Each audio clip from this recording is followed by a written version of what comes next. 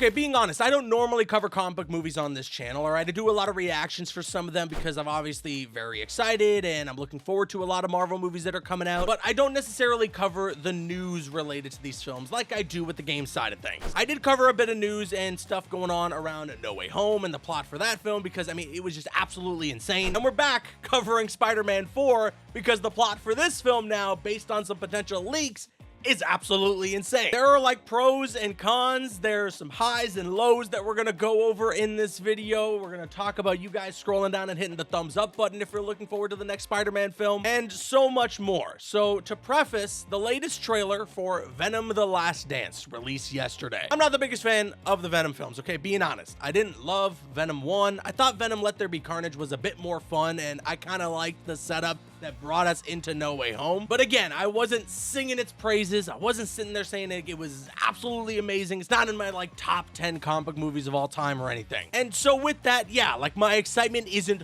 through the roof for Venom: The Last Dance. But the latest trailer did something that I don't think a lot of people saw coming. The latest trailer it reveals a live action interpretation of Knull is going to be in this movie. Yeah, no joke. Knull is going to be kind of the looming threat, the guy that's out there that Venom is most worried about in this film. I don't know if Knull's gonna be the main villain. I don't even know if we're gonna get more than what we saw in the trailer out of Knull in the movie. But what we do know, based on that first trailer, having the xenophage chasing after Venom, having Venom saying, "My home, they know we're here, they're coming for me," all of that stuff was definitely teasing and hinting at the fact that Knull is out there and he wants to take Venom down. And there's something about Venom specifically that Knull wants. And seeing Knull in this trailer, while it does bring me such great excitement because I love the King in Black storyline from the comic books and I think this character is so freaking cool, it also gets me a little worried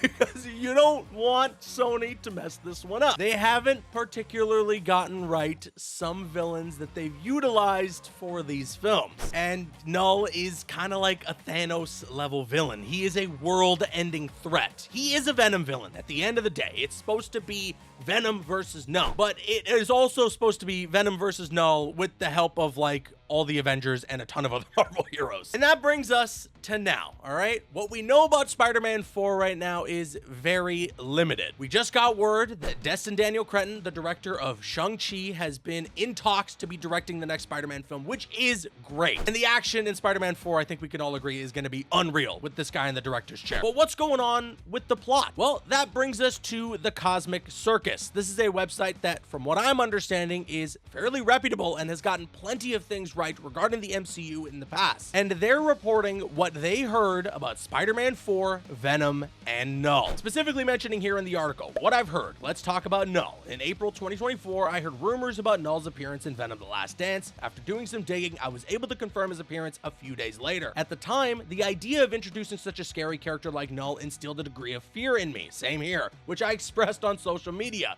mainly because a character like Knull in a Venom movie like this could potentially be very limited to his counterpart in the comics. But further along, I learned that Knull's role is not just a one and done. That's already really good to hear. But now I must break some hearts, or at least the person writing this article over on the Cosmic Circus must break some hearts. Here's what the original plan was supposed to be for Spider-Man 4. And think about all this with the guy who directed Shang-Chi being the one in talks to direct this movie. The article here says, initially, Marvel Studios wanted to develop a street-level story for this upcoming installment of Spider-Man, having him team up with Daredevil to take on Wilson Fisk following the events of Daredevil Born Again. Multiple villains from Spider-Man's lore were also in consideration for the plot of this film. New villains like the Maggia family, Mr. Negative, Spencer Smythe, as well as some old revamped villains such as McDonald McGargan as Scorpion, and even Aaron Davis as Prowler were being considered as part of this movie. Marvel still intends to tell this story,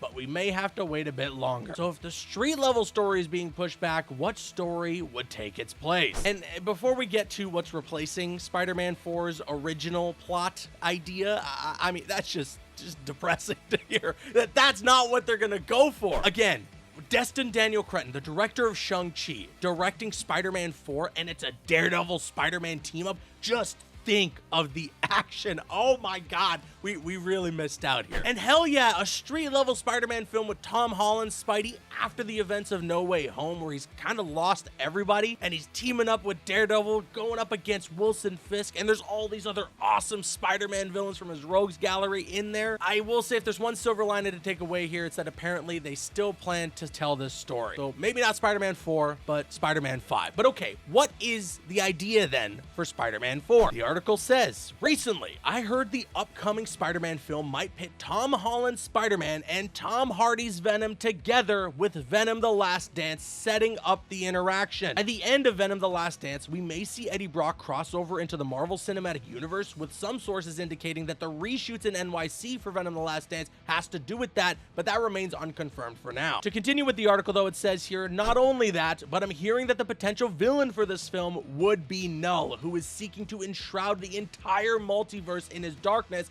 following its discovery. It's important to note that the Venom symbiote is currently in two different universes, the Sonyverse and the MCU. This link may spark Knull to seek out Venom in 616 and be on a mission to engulf the multiverse in darkness.